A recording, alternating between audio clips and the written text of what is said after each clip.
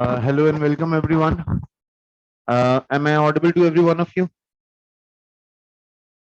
मैं कोशिश कर रहा हूँ कि इसकी रिकॉर्डिंग भी अपलोड Yes, कर दूँ. sir. Audible. Yes. Okay. Assalamu alaikum, sir. वालेकुम सलाम.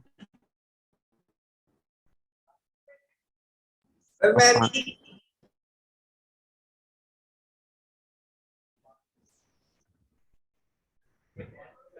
रफान बोल रहे हैं, आपका पुराना student.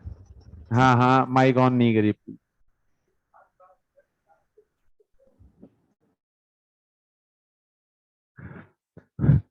Okay. So hello and welcome everyone.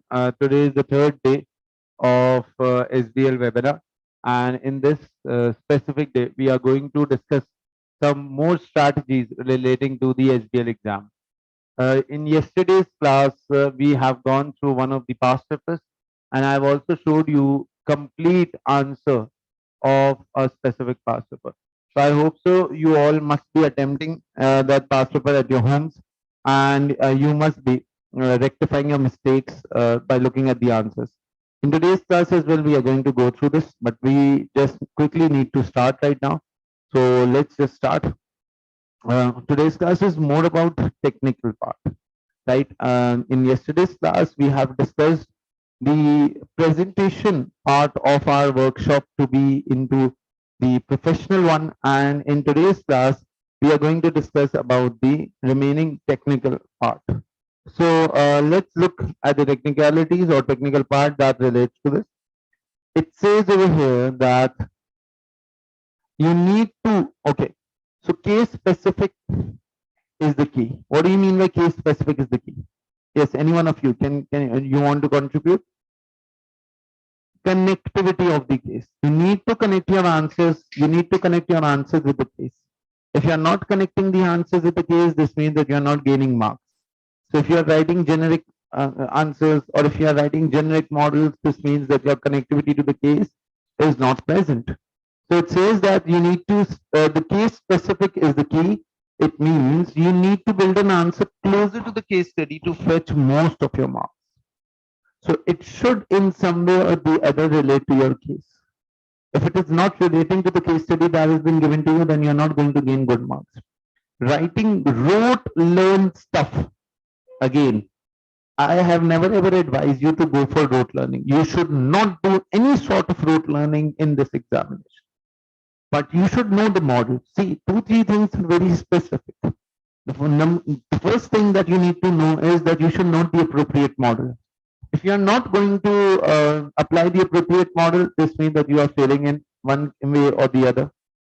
Number two is that you should know the appropriate format of your answers.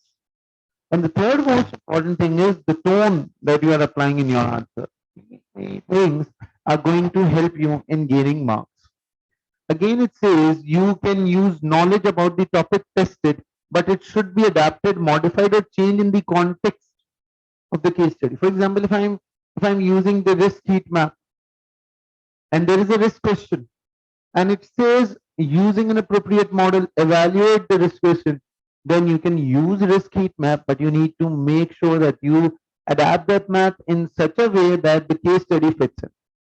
Again, if I'm using the power matrix model, if I'm using the pestle model, if I'm using the Potter 5 force model, or any such model, you need to relate in some way or the other with the case study.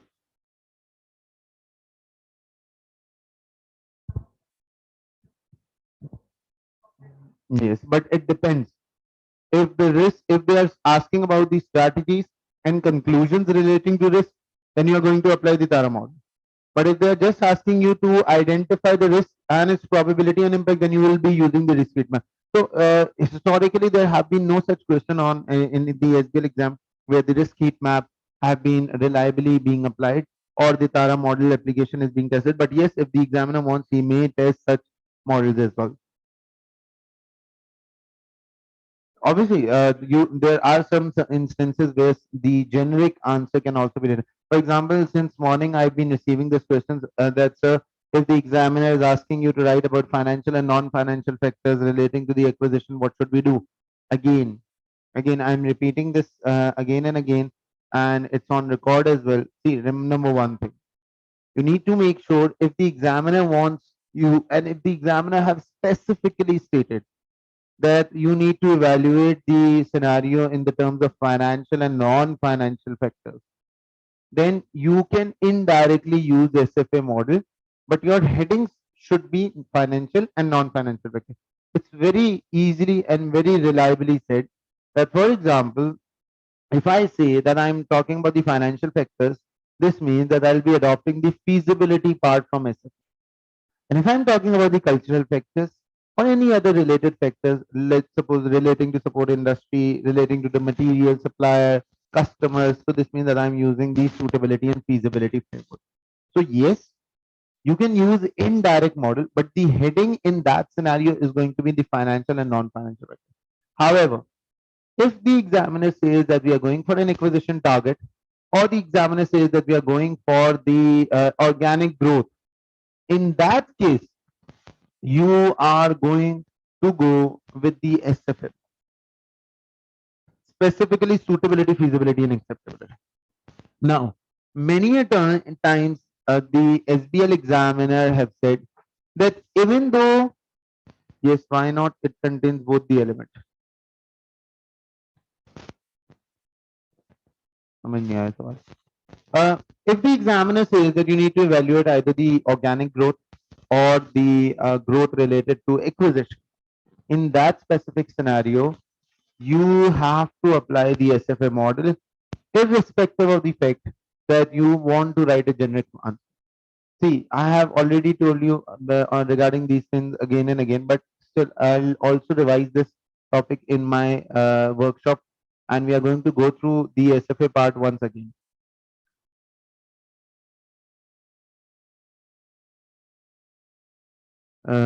This is something which is very generic. For example, if I'm writing the report to the risk head, or if I'm writing the report to the board of directors, then I'll be using an I word. Or if we are writing, there's a team, there's a cumulative team, or the a question says that the entire external consultant team is being asked to write a report, and you have a team of 4 people who are going to evaluate the different aspects of this report, and you will be writing a report in this regard. So we are going to use the word we.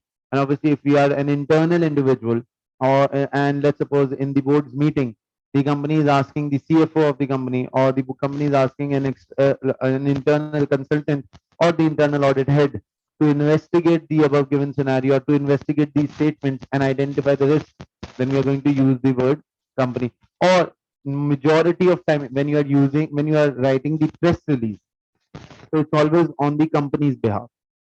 Press release is always when you are communicating to the external stakeholders, we normally use company.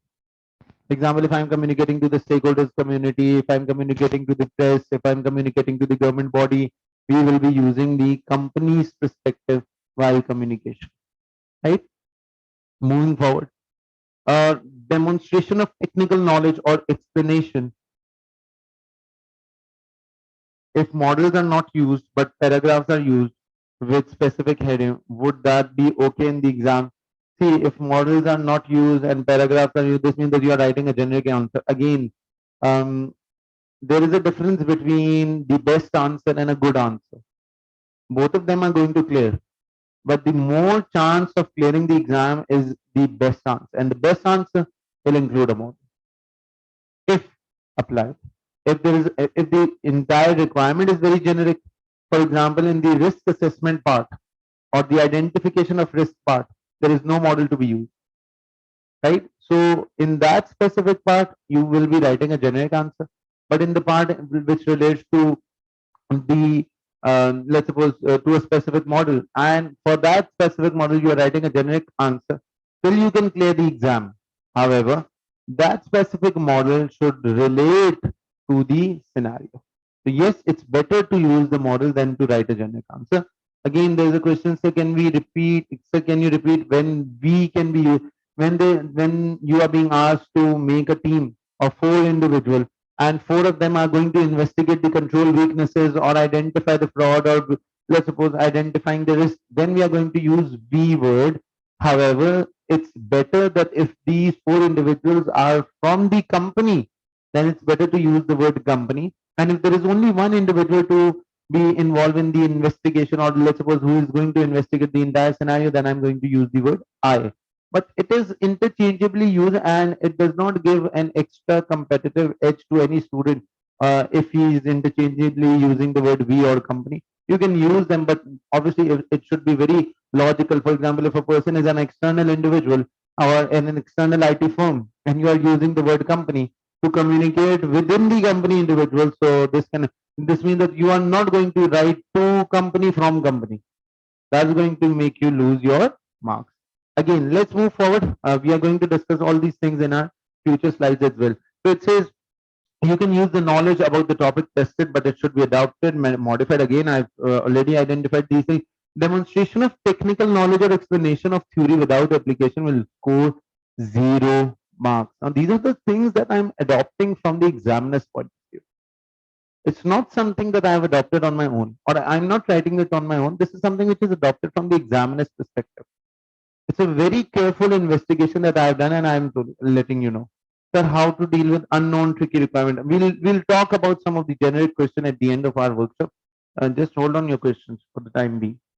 The more case you absorb in your answer, you will be more successful.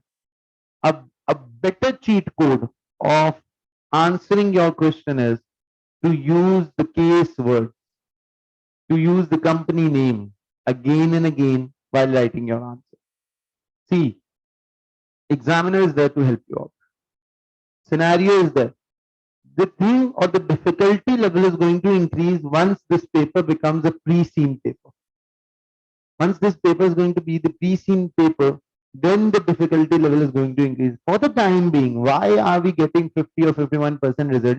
Is because each and everything is given in the scenario.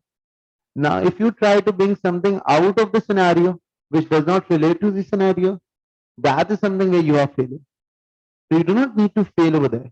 You need to make sure that okay, these are the factors that I will be accounting for, and if I'm good at these factors, I'm going to make a good scenario and I'm going to clear the line of the paper. So yes, make sure that you go through all these factors again. These are going to help you in passing your exam. Technical marks, how to gain them? The best part is to learn, to study, to be aware of these models, to know the application of these models, and to connect these models with the scenario. And to gain each technical marks, candidate need to make points that address the requirement of the question, considering the scope of the answer required and what the question verb indicates should be provided. Now, what do you mean by question verb indicating a specific scenario or a specific model? Question verb means the analysis, the evaluation, again the 5 skills. Question verb means to evaluate. Now, in evaluation, if no conclusion is given, or if you are not giving a generic conclusion at the end, you are losing marks. In analysis, if you are giving conclusion, you are losing marks. In commercial acumen, you are not giving a 360-degree view. You are just talking about the financial factors and not about the non-financial factors. You are losing marks. In skepticism, yesterday you must have seen how beautifully that skepticism skills were applied. This is how you're going to gain marks. If you're not going to apply those skepticism skills, I have also shared the answer of yesterday's class with you all, and I hope so you must have read it at your home before doing this question. So it's a piece of advice that the first question that you're going to attempt is the question that we did yesterday, and that was CC company, that is Cofold Construction, right? Then it says which model to consider for SBL exam, as there are many models. Sometimes I will be sharing at the end of the day, at the end of the workshop, I will be sharing some of the most important models to be tested or to be used in every attempt. I have made a summary of each and every model, so I'll be sharing that summary with you. But all this will be done at the end of this workshop.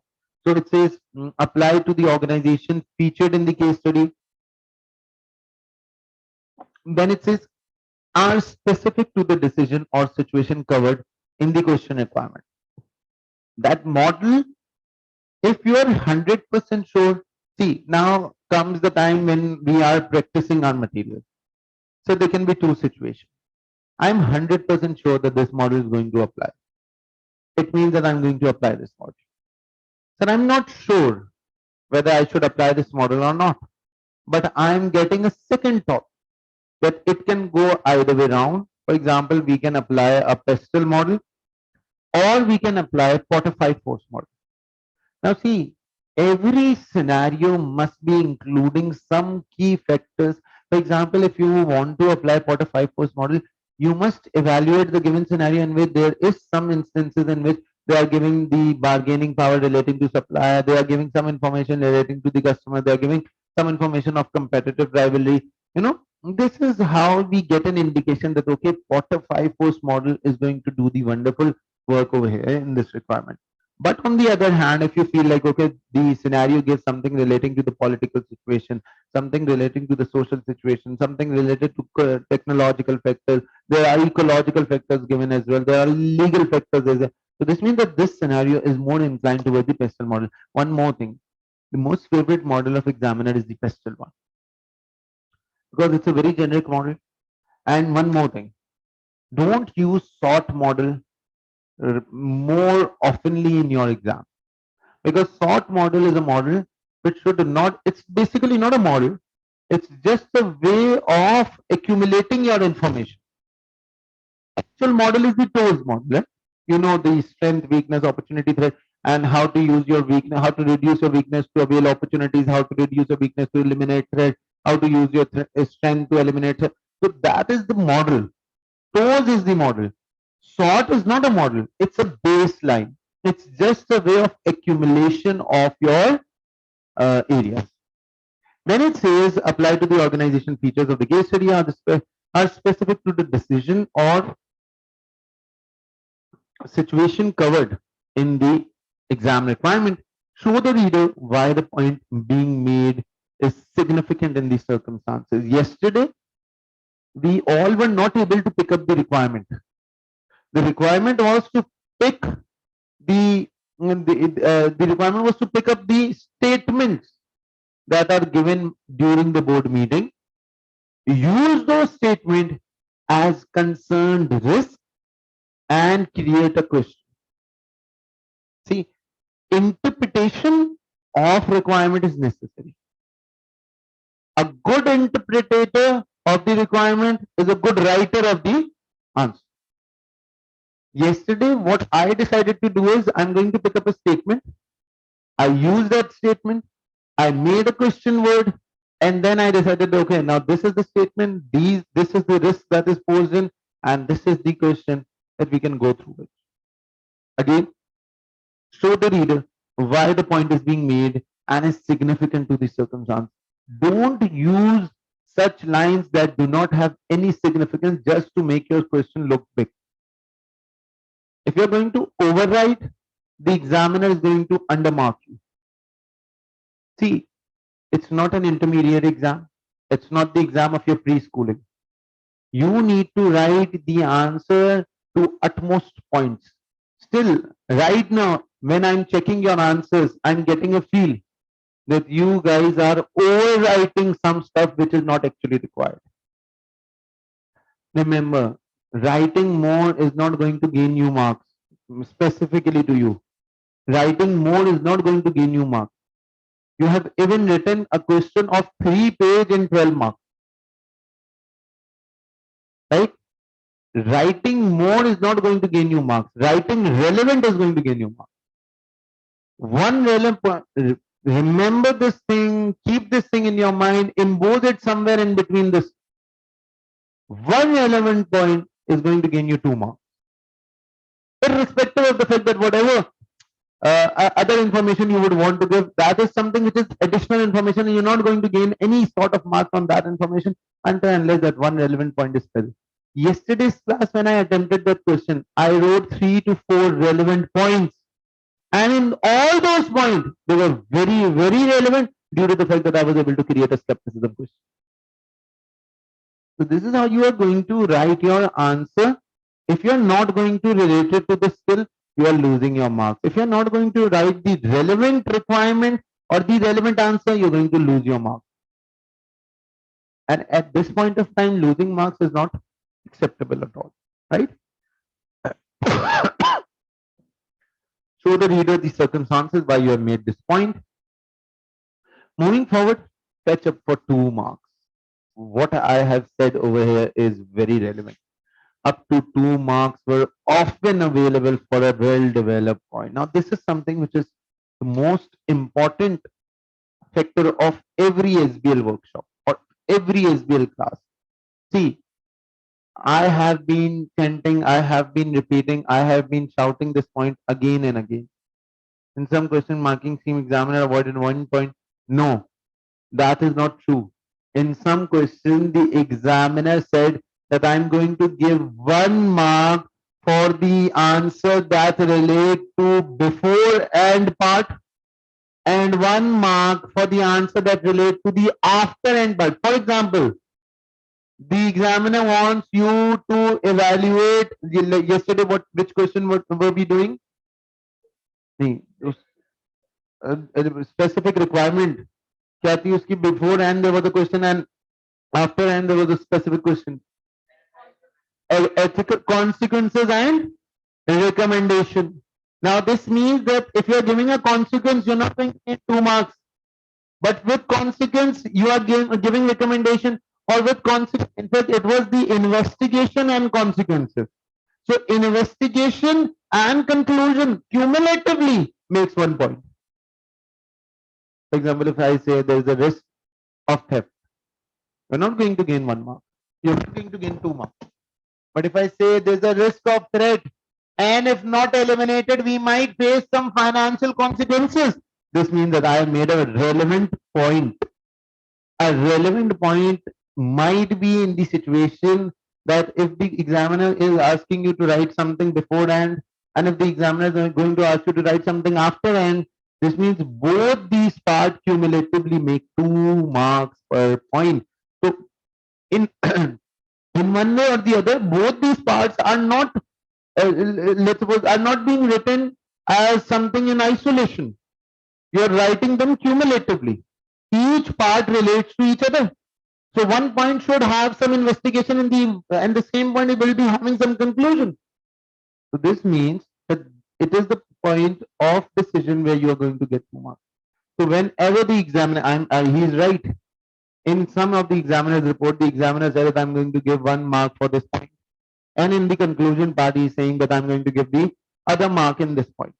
So again, we are reaching to the same conclusion. 2 marks for 1 relevant point, right? Up to 2 marks are often available for a well-developed point. Again, however, candidates are reminded that this will only occur when the candidate has successfully identified. This is the thing that I was talking about. Explained a relevant point and then correctly develop this point. See, in yesterday's question, I am repeating this again and again because all these things are reliably applying to that specific question. In yesterday's part, in yesterday's class, what we did is we identified the statement that imposed a risk. Then we picked up a risk statement, and we, at the end of the day, we created a skepticism. For example, the CEO of the company is saying that the contract is only relating to the Shoal company or the Shoal PLC, which says that the entrance should be properly manned. Now, this means that there have been an inconsistency in the planning of security staff for the company, for the factory. So this is how you are going to create your point. You need to have a story being developed. Why am I using this point in my answer? There should be a baseline and a developed point along with a conclusion. A point in a very haphazard manner is not going to see many a times what I assume or what I feel like is that many a times what happens is majority of students, what do?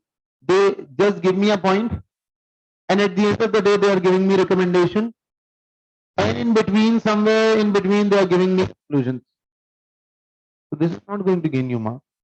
No examiner is going to make your answer connect from first paragraph again to the fourth one and coming back to the second and assuming that okay, now these are the paragraphs that makes one specific point for you. He's going to deduct you marks. Yeah, he's going to deduct your marks.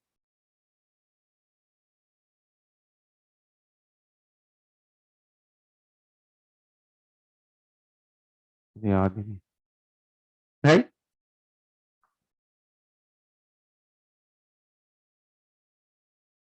एक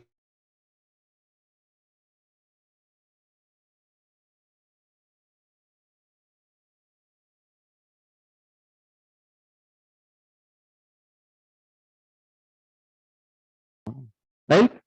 Let's move forward. Okay, now this is something which I always regard as one of the best ways of communicating with the examiner. In December 2018 comments, I guess we have also read these comments in our regular classes, but let's just read it once again. Question number 2B, weaker candidates saw trigger words or syllabus topics such as integrated reporting and wrote all they knew about the topic. Weaker candidate. See, whenever I see a word integrated reporting, the first thing that comes into my mind is 6 capital. You start writing about 6 capital. Human capital, manufactured capital, intellectual capital, so on and so forth. You're not going to gain marks. No relevance with the scenario. Nothing. Plus, integrated reporting is not only 6 capital. Integrated means connected. Integrated reporting includes financial capital as well, includes financial statement as well, includes CSR strategy, strategic CSR as well. What we assume integrated reporting 6 capital. No, it's not the 6 capital. Right? Again, reporting and wrote all they knew about the topic without application to the question requirement or highlight own requirement. Question number 1B. In addition, general remarks such as the business should undertake more detailed analysis. Come on, candidates are given such remarks. The business should undertake more detailed analysis. Is this remark to be given in the real exam scenario? Then why have the examiner chosen you to give an analysis? In your answers, you're writing the company should analyze this situation in a better way. Who the hell are you to say this? And why the hell am I asking you to write the answer? If I want you to showcase your analysis skills and you are saying that, okay, the company should apply more analysis skill in this scenario, this means that you are not going to gain any sort of mark, right? Again, undertake more detailed analysis were insufficient to gain a mark, as in question number 1B, as this was just not specific enough for the need of the finance director in progressing with the decision to invest in company stay or not. So we are going to study about this question as well in our future workshop classes. Although we have done the highlight one. Then specific comment of December 2018. Similarly, I guess we should not go through the specific comment. You can easily go the revert bank when you have studied this specific question or you have attempted this question at your home. Let's just quickly go through the technical mark feedback that was given by the examiner from the examiner's answer document. For the strategic professional examination, it is not always possible to publish suggested answer which comprehensively. See, the examiner's answer are not comprehensive. It says, what does this line mean? It means even though if your answer is not matching with the examiner answer, even then you might be writing it correctly. It is not always the case that okay, if your answer is not matching the examiner answer, then you are scoring 0 mark. No. In every SBL exam, there can be more than 2, 3 specific answers. Right? So these answers are not only the comprehensive answers. To be very confident, if your answer is not matching with the examiner's answer, but you feel that you have written it correctly, you have identified the situation, you have concluded it well, make sure that you make those answers being checked by me.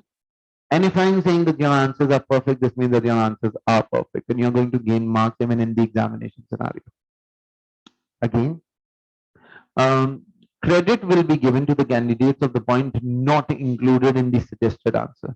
See, when I was studying, Tabani Saab used to give me credit that if I'm not able to match both the sides of the balance sheet, Tabani Saab once said that, okay, I'm going to give you 2 marks. You know the reason why? Because I was so good in the statement of financial position of a company that until unless I do not match the balance sheet portion, I was not able to move towards the other question. And I used to waste time in my exam. And this was the thing that I discussed with him. And I asked him, sir, what to do? In next exam, in next mock exam, he said that, okay, I'm going to give you 2 marks, 2 extra marks for not balancing the balance sheet.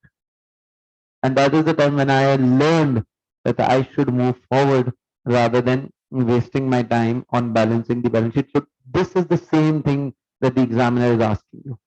I'm going to give you extra credit for a relevant point that is not even included in the examiner's brain.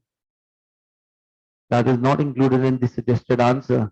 If you are able to write a well written answer, I'm going to give you good marks or competitive marks in that specific scenario. It says credit will be given to the candidates or the points not included in the suggested answer, but which nevertheless are relevant to the requirement. Obviously, it should be relevant. In addition, in this integrated case study examination, candidate may reintroduce point made in the other question. See, your question. So can we reintroduce the same point again and again? Maybe in 2 different requirements, can we use the same point? Look over here. Or parts of the question as long as these are made in specific context of the requirement of the question being answered. I can add on a statement. These points should relate to both the scenario, both the requirement differently. There must be some wording difference in all these points. If you are using one specific point in, let's suppose, question number 1A, and if you want to use the same point in question number 4B, make sure that you can relate to the requirement or you can change the words of that specific statement that you have already written in question number 1A. Again, it says the suggested answer presented in the model answer inevitably give much more detail. I'm proving every single word of mine.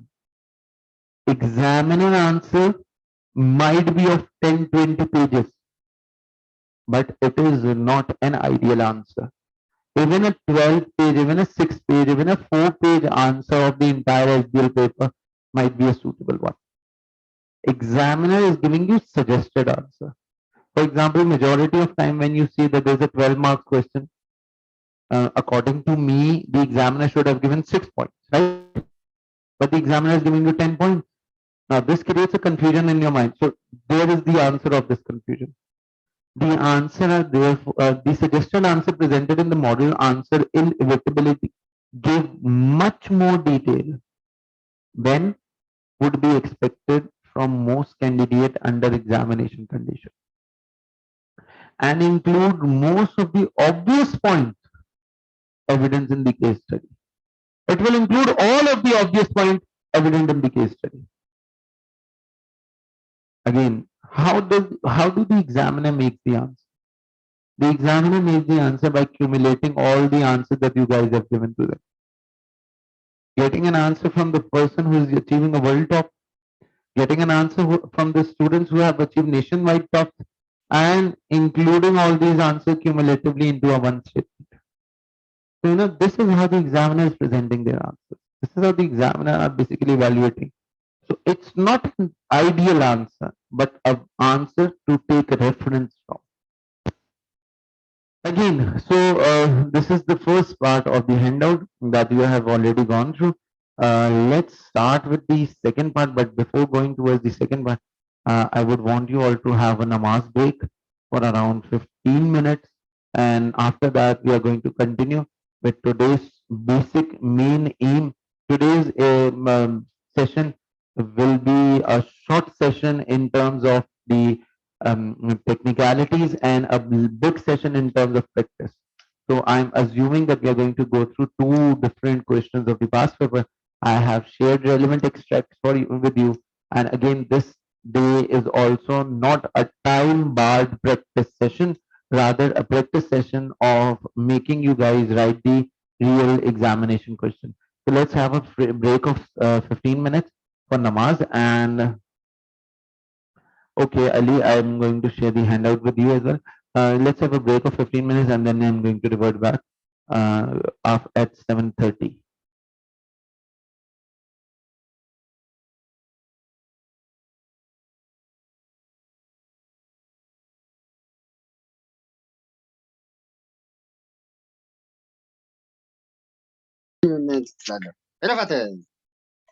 ናሰሉ ቸኮላት በልታ ትመጣለህ እንዴ? ፊት አፉን የምጠብለት እንጂ እጁን አፉን የምጠበው ይታጠበው እጠበው።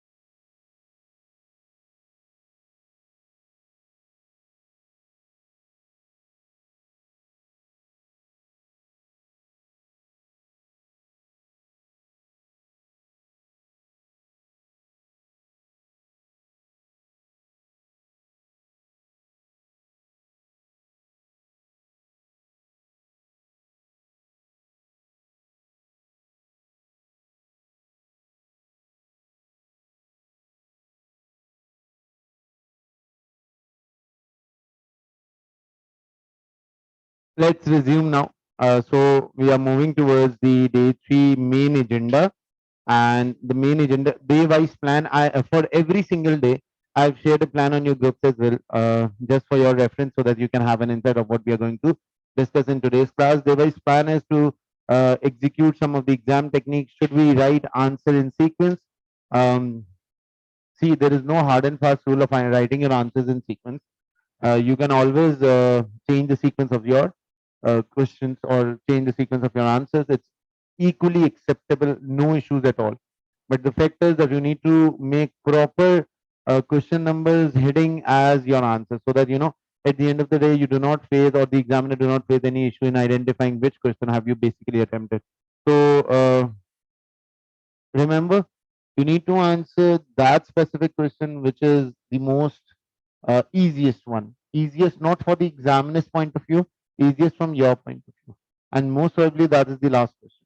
And I have already shown you the examiner's report, which basically you guys have also attempted that specific question in which we were identifying the risk and creating the impact as well as the recommendation of the risk. And the examiner stated that it was the easiest but the worst attempted scenario or the worst attempted question. So the examiner's viewpoint is very prominent. The reason of why the individuals were not able to attempt that question was because majority of them failed to have the time to attempt this question, which was the easiest one. So this means that if the result was 51% or 50%, and if that question would have been attempted, the result would have changed to 60 or 65%. Right? So again, this is a scenario which we need to ensure. Number one. Number two, today's topic is the ratio analysis. This is a topic which relates to your previous understanding of F9 or maybe the F7. One thing that I would want you all to please let me know and create my understanding as well.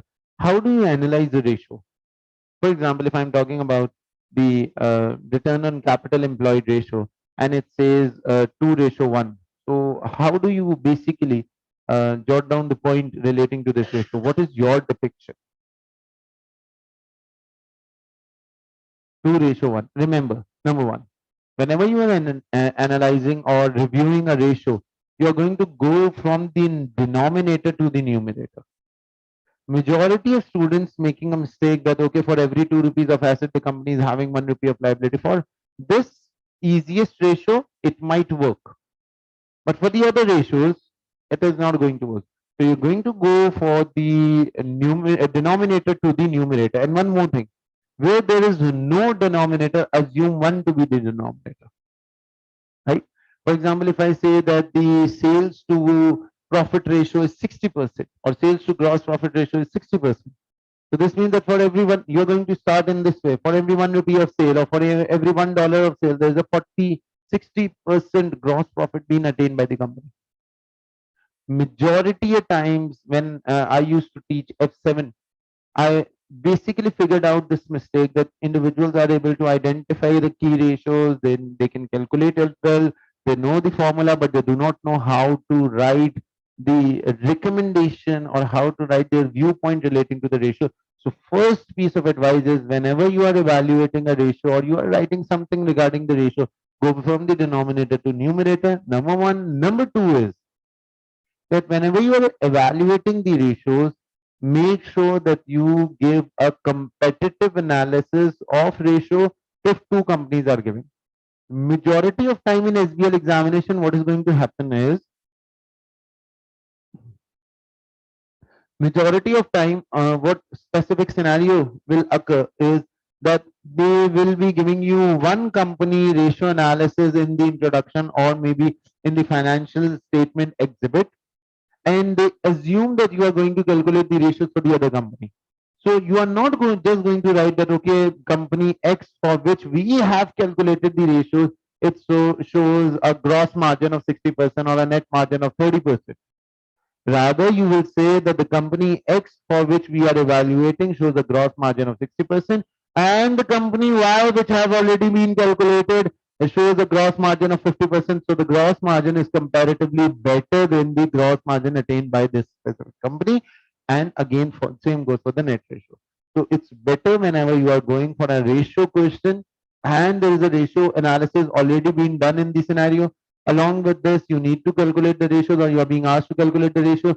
You need to give a comparative figure, but this does not mean that you start comparing it with the industry norms or any specific figure which is not given in the scenario. For example, in my last attempt when I asked the student to do this specific exercise, what they started to do is one of the student knew some of the numbers relating to our economy of health industry, and when health industry ratios was given, so what he started to write the health economy generally stated ratios of the market in Pakistan and comparing it with the ratios of the scenario. Now, this is something which is wrong.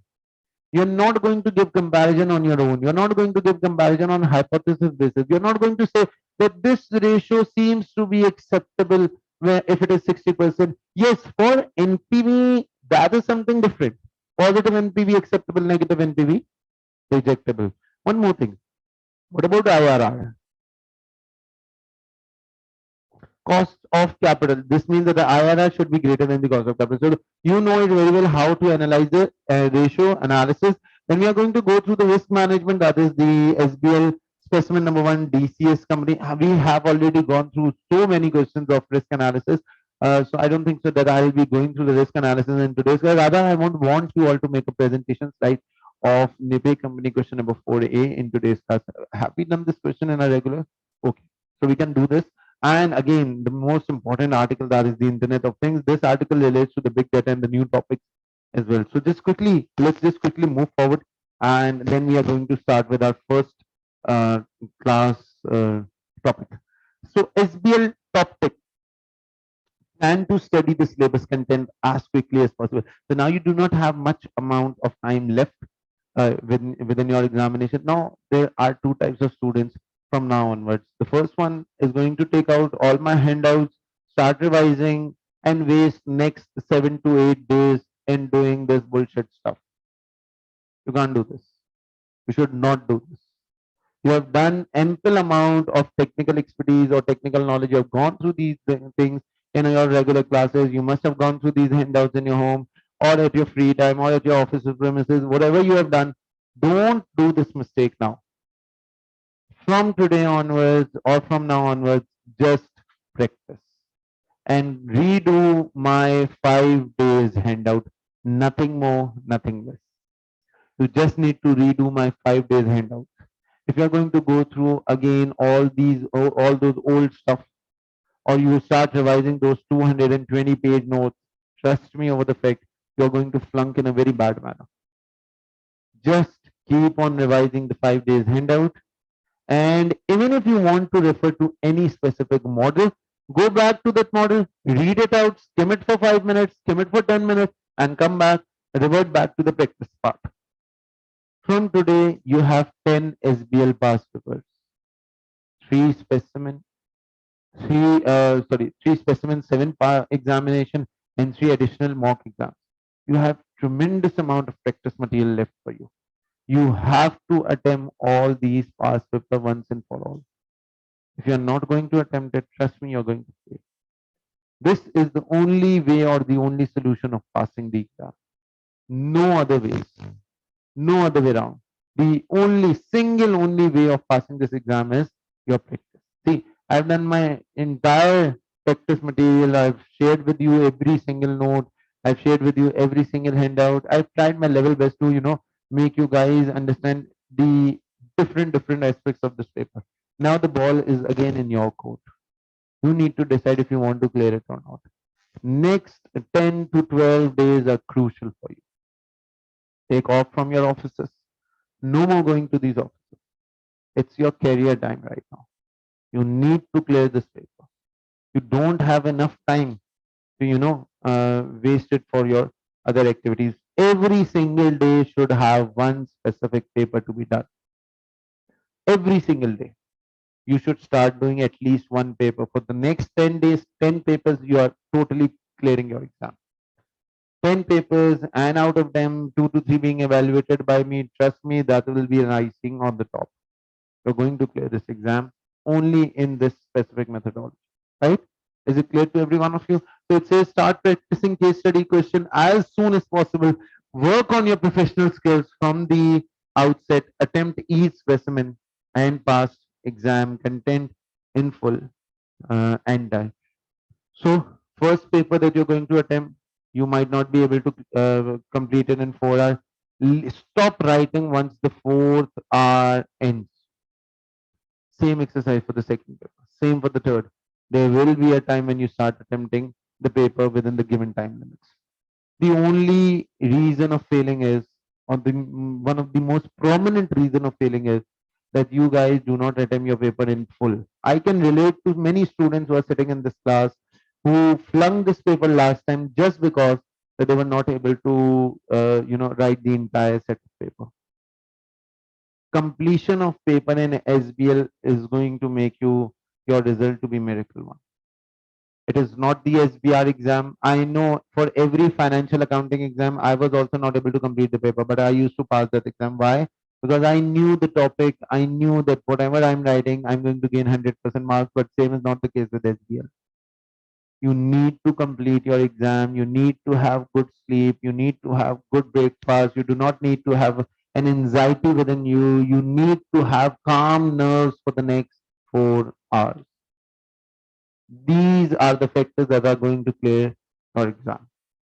Apart from the fact that you have obviously you're very calm enough because you don't know anything in your exam, that is something which is very self-evident of you not clearing the exam. So let's move forward. Work on your professional skills from the outset. Attempt each specimen and past paper content in full and in time. I'm going to give you answers of every single past paper. I have made answers for every single past paper. I'm going to attempt one complete past paper in my last 5 hours class. I would want every one of you to take that class very religiously. Be very much prominent in that specific class. I'm going to attend in my last fifth day. There is no more theoretical portion.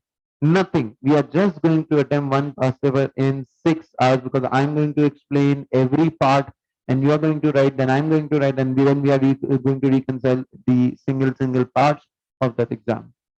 Again, time barred practice will make you clear, right?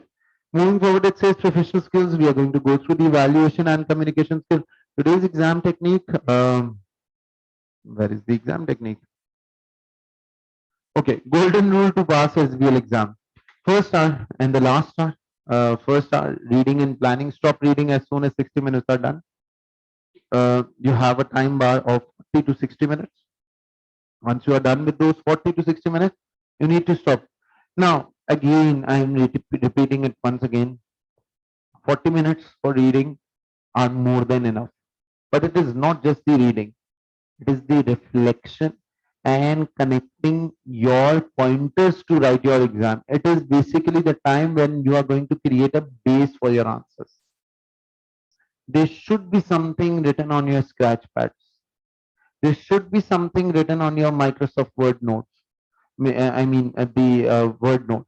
You can use your word pad as rough work. You can write all those pointers over there and then start writing the answers below that. See, examiner is again a human being. If you are writing the heading of rough work, he is not going to deduct marks. Why the hell would he deduct marks? A better approach is that, okay, at the end of the exam, it would hardly take 1 second to remove the entire rough work. But make sure that you do not waste your time in, opening two different things again and again. And one another type of shortcut that I can provide you is using the control tab option. Control tab option basically helps you in, rotating within your screen. So you do not have to go back or revert back to the screen in order to, move to different parts of your screen portion. You can use the control plus tab and see I am rotating among the different options. So if I want to go for the press release, see this is how I can go over there. If I want to go for the word option in which I'm going to write, see this is how I'm doing. And if I want to go for the Excel sheet, this is how I can move forward. So you have these options to smartly work during your exam. Moving forward, last part, decide the sequence what to leave. See, now this is for a kid who is not going to complete this exam and he is aware that I will not be able to complete the exam. Still, he wants to go for smart study. See, the panic hour starts in the 4th hour.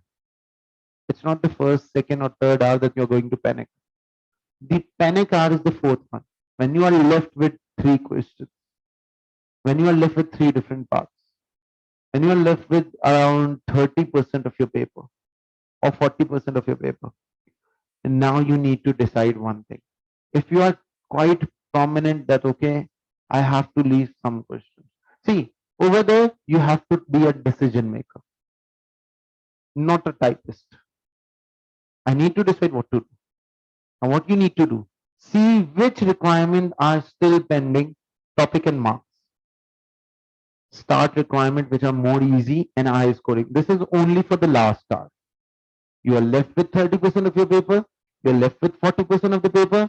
Start with the most easiest requirement and the requirement which is the most scoring one.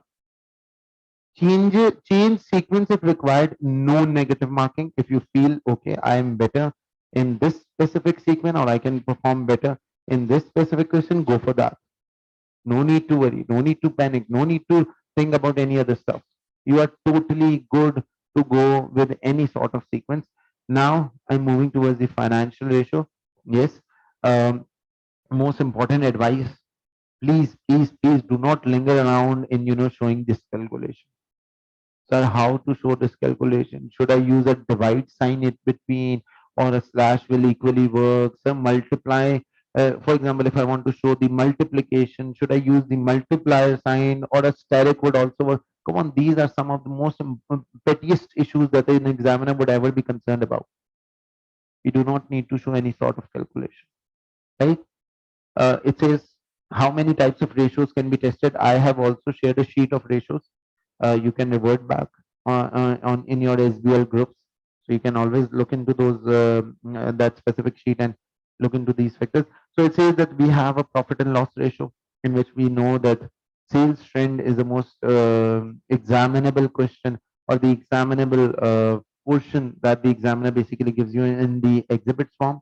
We have got gross profit margin ratio, we have got net profit margin ratio. Again, we have the most easiest ratio of calculating the return on capital employed. Any one of you can please help me out in finding out the value for capital employed. How do we find out the value for capital employed? No, that is the, see, this is how you pick up the requirement.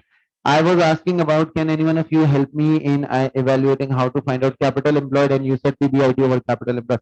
This is how you read the requirement.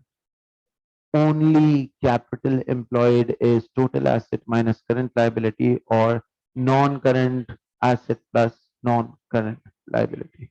This is also going to give you the same answer as capital employed. Remember, don't answer until you read the requirement according to my piece of advice. There are two ways of reading the requirement. In fact, there are two parts of every requirement. Start reading and stop at the point at which the five skills, any of the five skill is being written. Stop over there. Give a full stop. Move forward. If you see a word and repeat it within your own self. Loudly say in that examination room, and this means that you're going to remember. Either the examiner or invigilator might kick you out, but you need to perform this. This is not something kiddish. Trust me. It's something psychological, which is going to help you in, identifying a better answer. Let's just quickly move forward. We need to solve a question. So we have some balance sheet ratios, for example, current asset ratio, gearing ratio, interest cover ratio, and then we have the efficiency ratio. Most important piece of advice, one paragraph for, if there are two types of ratios, one specific paragraph for all P&L ratio, one specific paragraph for all balance sheet ratio. Again, if you are analyzing the financial information, you can write two paragraphs. If there are two different types of information being given to you, majority of time when the SBL is testing your financial capability, what he basically assume is that he gave any one sort of ratio. Either he might be giving you or testing you the profitability ratio, or then he might go for the financial position ratio. Yes.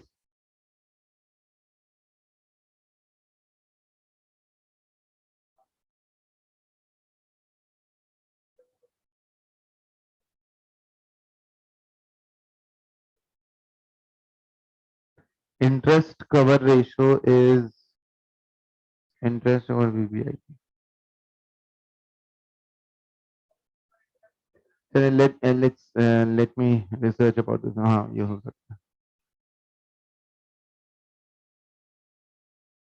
Okay, let's move forward. Then we have risk management. Possibility number one. Now, this is something which we were talking about in our yesterday's class. So I just included this portion. You identify main risk. How many marks for only identification of risk? 2 marks. If the question is to only identify a risk. See, general understanding is 1.2 mark. Specific understanding is 2 column 3 marks. More specific understanding is 3 column 4 marks, right? Remember this rule. Okay, so over here it says you can refer to the type of risk topic, or again, if it's only now a very smart way of revising. If the question is only about the overall business risk, not of specific business risk, then you can use these types of risk. Or the question is only to identify risk, then you're not going to identify risk in column and a format, then you're going to identify risk in the form of business risk, strategic risk, manufacturing risk, and all sort of risk, going concern risk, or every single type of risk. So what it says, business strategic risk, financial risk, liquidity risk, credit risk, foreign exchange risk, intellectual risk, political, legal, environmental, reputational, health and safety, technological. This is when you are being asked to identify a risk and you are being given 15 marks. This means you will be identifying 7 different types of risk. Only the risk identification. Now, in every single heading, you can write some pointers. However, yes, please. When you are being asked to identify risk for the overall business strategy, and there is no more requirement written over there, then you will be using these types of risk. But if you are being asked to give recommendation, then that recommendation is going to be related or be relevant to specific risk relating to departments or maybe to individuals. For example, there have been an accident in the factory. This is a risk. The risk is that the floor was not properly mopped. The risk is that the door was not properly armed. The risk is that we are not giving any statement to the political to the press. Let's suppose press release. We are not giving any form of statement. The risk is that our control system is not working effectively. The risk is the theft of cash. In this scenario, the examiner would want you to either give recommendation or to give control or both of them. Sorry, recommendation, impact, or both of them. So if it is a 2 column, this means read the risk carefully and revise it to arrive at recommendation will work most of the time. So what you need to do, see, you need to read the risk and revert it back. The camera or monitoring room of the company is not functioning properly. Make sure that the monitoring room of the company is functioning properly. The door is not properly armed. Make sure that there are an ample number of people working in the outside the factory. So this is how you're going to create the risk and reverse it back to reach to the recommendation. Is it clear to every one of you? Moving forward. Yes, please. Okay, why risk vary? Probability, company to company, industry to industry. There might be a question as why the risk of a company vary, because there are different sizes, geographical location of the country, growth phase. Which phase is the company right now being into? Maybe in the growth phase, development phase, let's suppose maturity phase, or the setup phase, or this initiation point. And business model or strategy, is it a physical business model? Because physical business model will have different types of risk. Online business model will be having different varying type of risk. And financing structure, capital financing, loan financing, debt based financing, or equity based financing. And there is another form of financing, that is a subsidy based financing. This is a modern word which was used in the last attempt examiner's question. Subsidy based financing. Subsidy based financing means a company which is being incubated by the government on the basis of subsidy for a specific time period. For example, in our economy, generally, the car manufacturing industry right now is under the working methodology of subsidy based financing, right? So agriculture industry or any sort of industry which cannot be held on its own or which cannot generate financial sources on its own, it can be done through the subsidy based finance. Also, I hope so you are getting what I'm trying to explain. Then we have the industry to industry variation of the risk and nature of the product and industry. For example, financial industry versus manufacturing industry. What do you think are the main risks of financial industry? Risk of theft. And what are the main risks of manufacturing industry? Risk of machine breakdown, maybe. Abnormal losses, yes. Sorry, bad working health and safety risk, yes. But an investment, is it a capital intensive industry? You need tremendous amount of capital. If it is a labor based, for example, the industry in which I'm operating right now at this point of time, it's a labor based industry. I am a skilled labor, but the industry in which I operate in my morning time period, it's a capital based industry. So if you start looking at the finances of the equity structure of my industry in which I'm working in the morning, you will be amazed to see billions of rupees being invested. But if you look at the industrial figure of this teaching industry, which is the service sector industry, you'll be amazed to see that the investment is so small and the returns are so good. So this means that there's a different structuring of every single type of industry. Moving forward, it says regulation. If the regulations are high, you can be penalized on small stuff. Again, ecological aspects. Oil and gas industry will have different types of risk, and high tech industry will have a risk of obsolescence. Um, Risk diversification. How do you diversify your risk? You know there are different possibility of risk diversification. We have studied about ends of growth model. We have studied about different sorts of model in which we decided that how do we diversify our risk. We have studied about Tara model. Tara model is also a basic aim of risk diversification. How do you transfer your risk? Why do you avoid your risk? Why do you accept that risk? And how do you decline that risk? So this is basically how the risk diversification works. So there are three main methodologies of diversification of your risk. The first one is either you can introduce a new product, you can enter into a new industry. For example, Tesla Motors is now entering into the industry of providing ventilators to the environment. They are moving towards hospitality industry. They are moving towards hospital industry along with manufacturing sites. The same goes for iPhone industry. That is the Apple. They are moving towards different types of hospital industry in which they are flourishing or creating a good momentum. So you can I also diversify. For example, me, I being an auditor, I'm owning a restaurant. Along with this, I'm into a teaching service. So I model. Agora, let's move forward. Geographical diversification. And geographical diversification. Um, Geographical diversification means that you can, introduce two different branches at two different localities. For example, J dot is right now operating in Pakistan, and specifically J dot is also operating in different parts of the world. Uh, Maybe Pizza Hut, maybe McDonald's, KFC. They all have done some sort of geographical diversification. But for that, your product need to be very much prominent enough.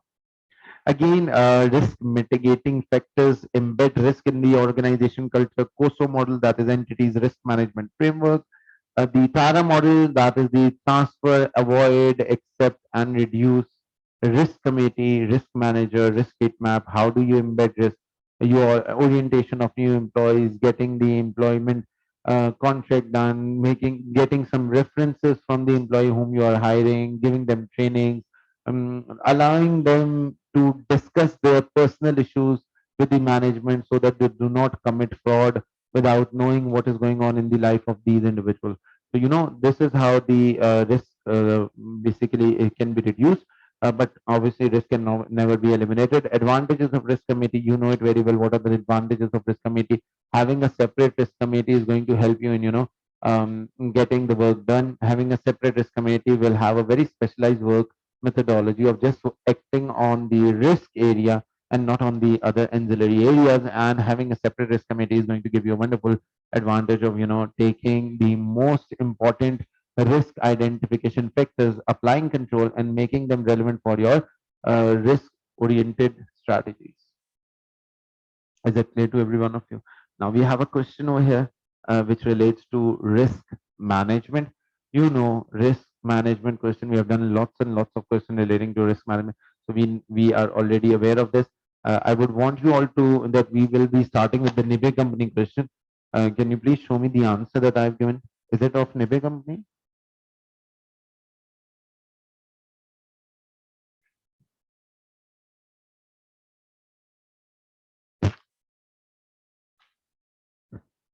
This is question number 4A. Have I given you question number 4?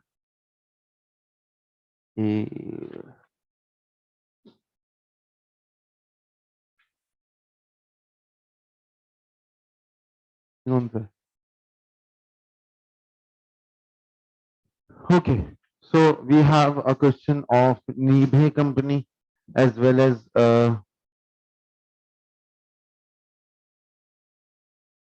okay, but what we are going to do is in today's class we are going to go through the smartware question. Have I given you the question of smartware? Question here. Okay, so no issues. We are going to recap that question and we are going to start with that specific question. I will be providing you right now. Okay, so these are some of the most important recap of formats. This is the format for the report. You already know it, how to write a report. This is the format for briefing paper. Now, one thing, please note it right now that this briefing paper might be classified as briefing note or a memo as well. So briefing paper, briefing note or memo are same. Majority of time student ask me, sir, what is the format for memo and not for the briefing paper? So they both are same in format. Presentation slide format is HR issues, supporting note. Again, a letter format.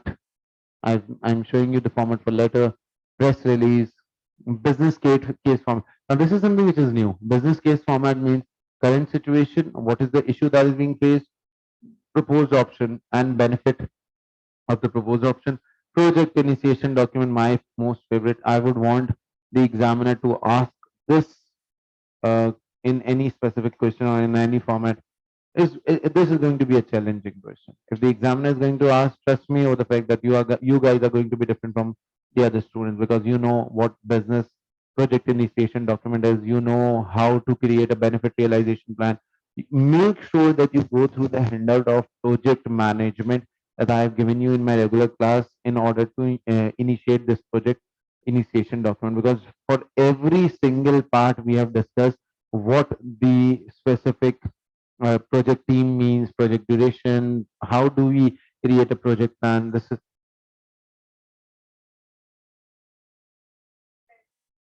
no learning.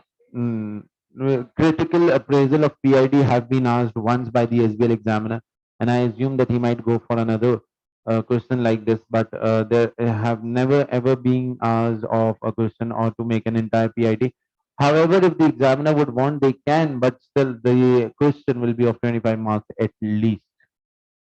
At least it will be of 25 marks, but make sure that you remember the format. If this happens, trust me, you're going to be different from other students. You're going to clear and you're going to easily make the PID as in comparison to the other students. Because normally students leave this format stating that this has never ever been asked, right? Then we have a format of, writing the recommendation, weakness and mitigation factor. Again, the professional analysis and professional skill mark. So what we can do in today's class, have I provided you the okay, so we can go through the neighbor company question number 4. Yes, yes. We can revert back to question number 4, and we can have some uh, presentation slide of question number 4A. So we are going to make a presentation slide on question number 4A, and this is the part that you will be using while making this presentation slide. Let me just quickly read it in front of you. Again, it's an extract only for the practice purpose. So again, I'm repeating, it is not going to be a time barred. Okay, I will share this handout on the WhatsApp as well. It is not going to be a time barred practice, but a technical and professional mark practice only. So let's just quickly start this. First, you guys can look into the screens and I'll be sharing it once I have read. The case requirement. The case requirement states, just a minute.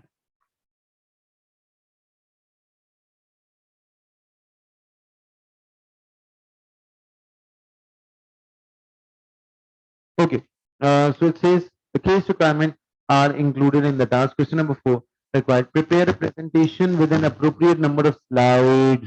See, now the examiner is not giving you the number of slides. No, a cheat can be dependent upon the mark. And again, I'm just look at how I am reading the requirement of the question.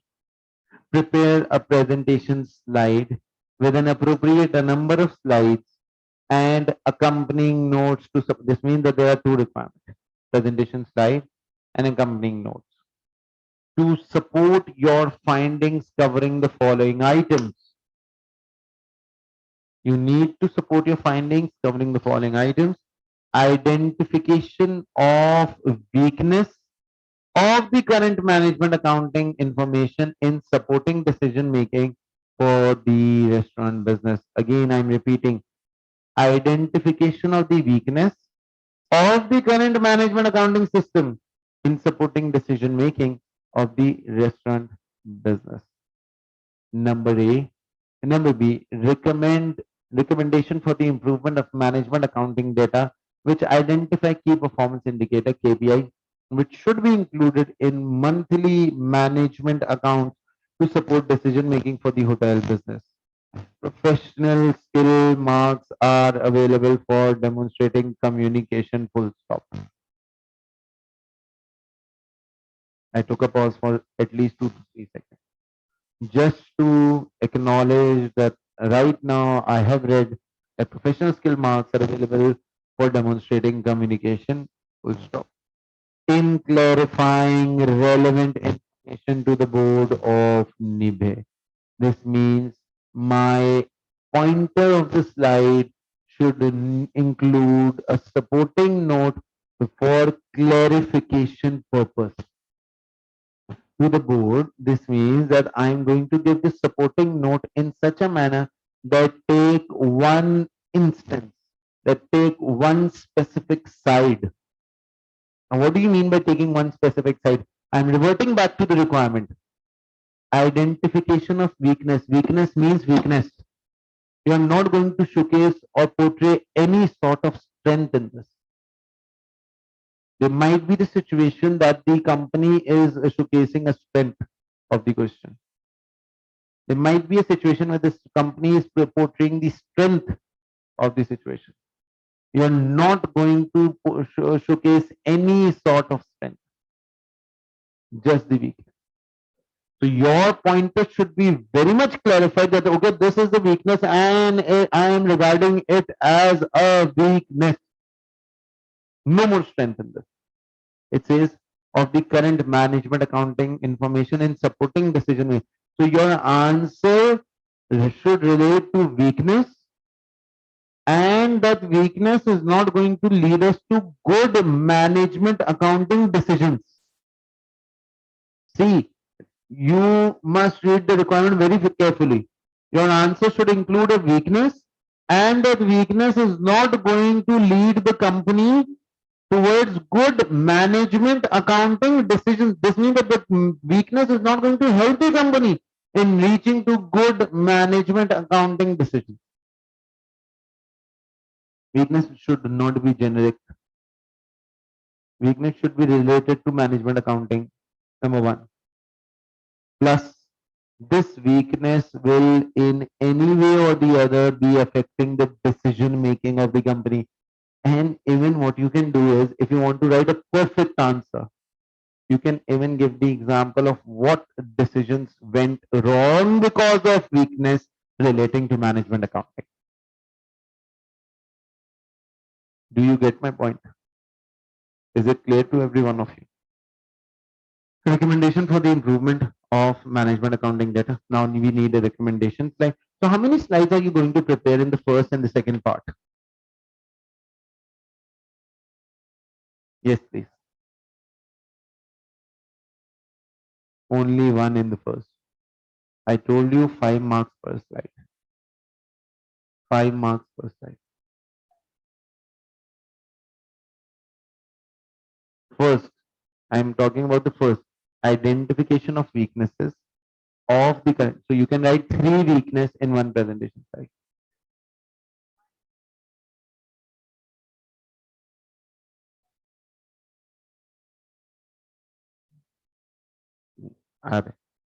First slide will include at least 3 weakness. 3 part in the supporting notes. And recommendation will go in one-on-one presentation. 4 marks for each. or 3.5 marks for each, right?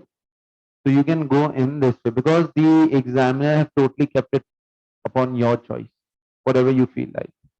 So even you can do this, or maybe if you want, you could make two parts for the first and two parts for the second. But again, two slides for first and two slides for the second. Even the examiner accepted the answer, which included one slide for the first part and one slide for the second one. See, the examiner don't want to see any sort of extra slides in between. The examiner is least concerned that how many slides you are making. The examiner would want how progressively you make a decision of making your slide. Your slide should be in connection. So the weakness part should come all in the way and it should be on the screen. Okay, now these are the weaknesses. For every, yes, one slide for the weakness. These are the weaknesses. These three weaknesses we have identified. These are the supporting notes for the weakness. Okay. So now what I want is for every weakness, the recommendation part is more of concern and is of more marks. So what I can do is one slide for the first weakness. Okay, now this weakness, this recommendation, this weakness, supporting note for the entire three weaknesses. And if I picked up the weakness, I'm giving you the recommendation in the slide number 2 and supporting note in slide number 2. Recommendation in slide number 3. So this is like a decision tree. The first box, and in the first box, the supporting note, and then there are three different branches of the box, each one representing one form of recommendation. Obviously. Very true. Good. Do you get this? Do you want to try this once? Just try to make pointers. Okay. So I'm giving it to you. Just give it a try. And then I'll revert back. And I'll show you my answer.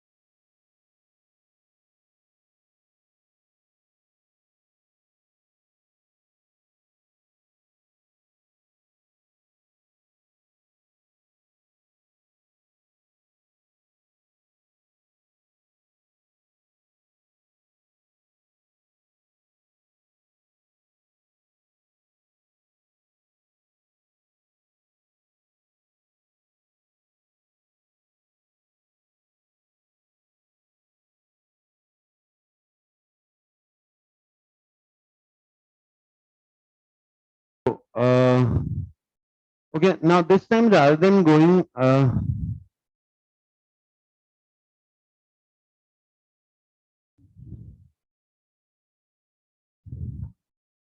okay, I have shared the question with you all, and we wanted to do the last part, that is the question number 3. Now, rather than going through the answer, what I'm going to go do, what I'm going to do right now is that I'm going to read the examiner comment, right? For this one, I will share my answer. That is something which I am keeping it as a promise because I do not have the answer right now, and I have not yet made it. But I will share the answer of this question. Don't worry. However, what I will do is I'm reading the examiner comment. Yes, I will solve it with you. I'll try to make a small video on this question, and it's one of the most easiest one. But once I start reading the answer, I guess you will be I start reading the examiner's comment, I guess you will be in a better position to highlight the relevant part. So let me show you the answer. Let me just quickly go through the answer and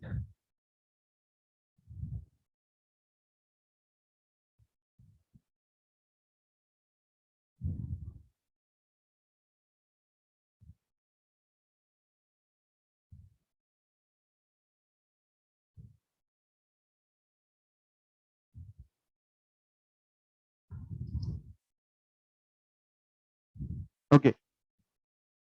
So this is question number 3, right? 4.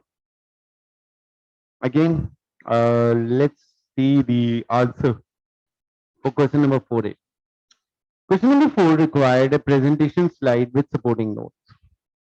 Part A required a presentation. So you can make 2 slides, you can make 4 slides, it's up to you. Examiner, he himself made 2 different slides, one for part A, one for part B. It is not something in the point of concern that how many slides should you make. You can make any form of slide, it's up to your choice, but the best part is to make as less slides as possible so that you can write the content more.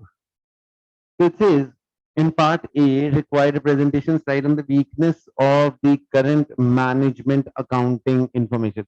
So can you identify 3 different weaknesses? If you can please help me out in identification of 3 different weaknesses. Food cost per head. Okay. Okay, there are 3 features that I have identified. Let me tell you guys.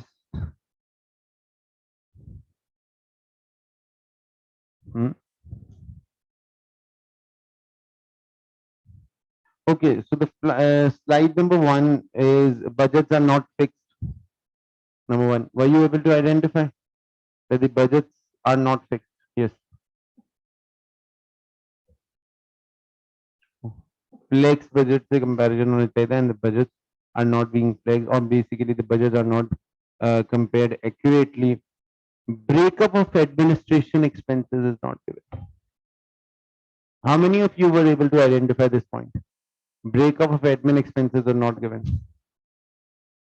No reasons for variances are being identified. Variances are not given. पूरा question दिया ना उसके बाद. Restaurant wise details are not available. Restaurant wise details are not available. So these are some of the weaknesses in current management system. Yes. Breakup of admin cost is not given. Then how can you improve? So, it should have been given in some of the exhibits, right? How can you improve the management accounting software? So my viewpoint is profit center wise detail, cost and profit center. Again, flex budget, very good. Budgets should have been flexed, and variance analysis must be there. So this is how the basic theme works. Again, reverting back to the examiner's comment, it says that part A required a presentation on the weakness of the current management accounting information in supporting decision making for the restaurant business. Some candidates failed to address the requirement which related to the management. That is the reason I have repeated this requirement again and again. To the management accounting information and presented slides on the weakness of financial performance of the data. It is only the management accounting. Remember, management accounting do not include sales figure. Management accounting will not be including the profitability figures. Rather, management accounting will be including the cost of goods sold figure. Management accounting will be including the administrative, the selling expenses, all those expenses that are production related costs. But it is again not talking about the cost or issues relating to cost. It is talking about the system, that is the ERP system. relating to management accounting. So it says that it is important to address the requirement as written. Answering the question as in an indication is an indication of your ability to read and comprehend instruction appropriately and is a demonstration of professionalism expected in the workplace. Part B required the presentation on the improvement of the management accounting information and identification of KPI. Were you able to identify some form of KPIs? In part B, I have made 2 slides. In part A, I've made 1 slide. You can make 3 slides. You can make 2 slides, as many as you want. Yes. What do you mean by KPI? How many identification? Were you able to identify any sort of KPIs right now? Yes, please. Hmm. Occupancy percentage, room occupancy percentage, the first KPI. Now, once you are doing this question, then you will be in a better position to identify your mistake. But I'm just giving you a detailed overview. Occupancy percentage, revenue per room should be made available. Okay, then average daily rate, then operating profit per square meter. Then we have the customer satisfaction percentage. Then we have the environmental footprint. Then we have the social footprint. And again, the supporting notes. Yes.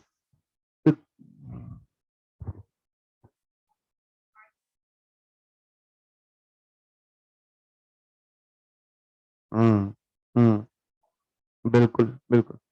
So it says that required a presentation on the improvement of the management accounting information and identification of KPI that should be included in the management accounts to support decision making for the hotel business. Some candidates fail to mention anything about the hotel in their answers. Again, this is the point which she is talking about.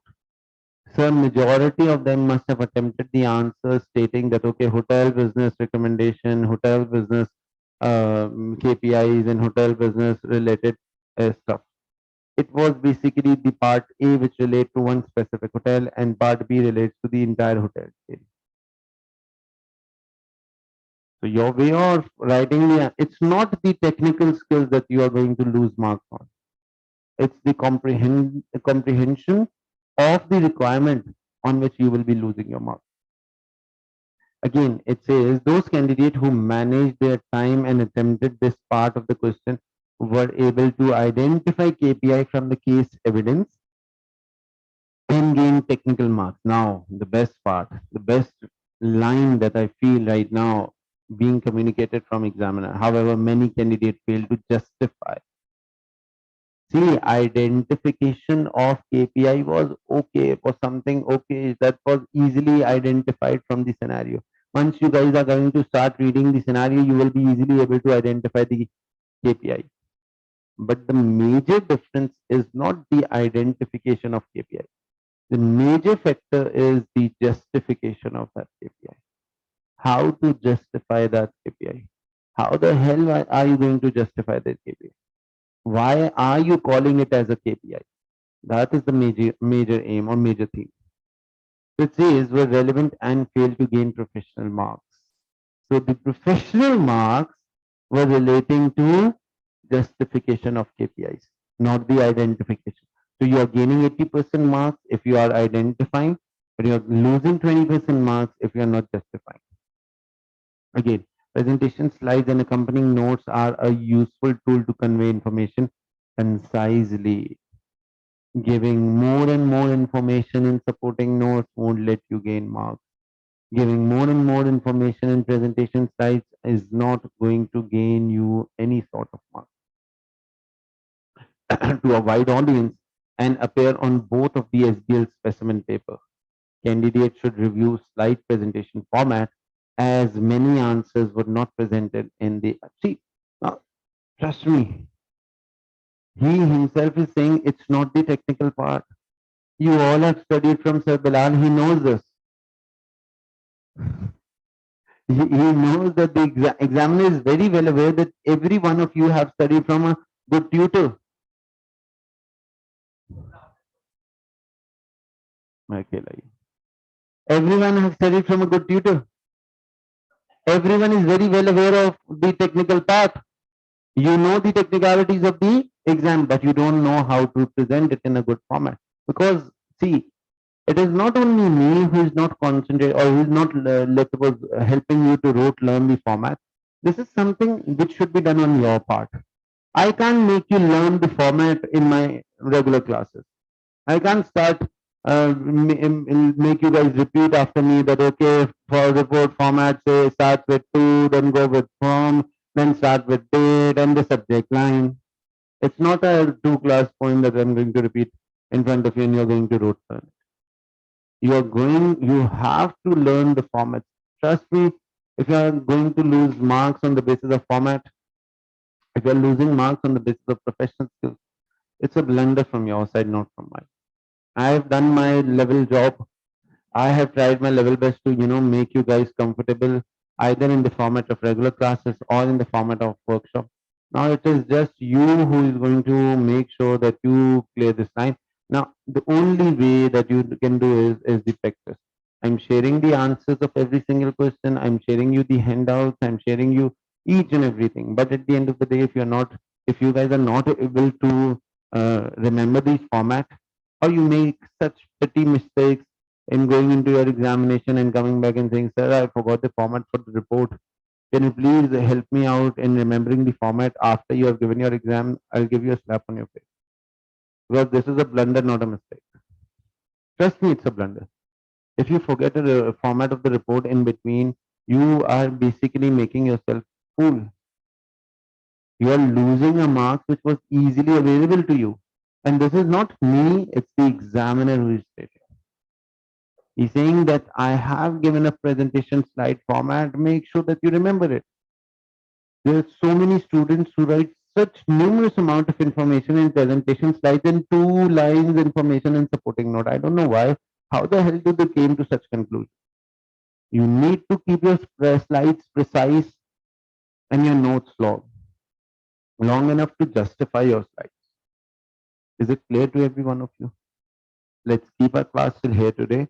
In tomorrow's class, which is the 4th day, we are going to have our concluding remarks regarding these 4 days, and make sure the 5th day is attended by everyone live.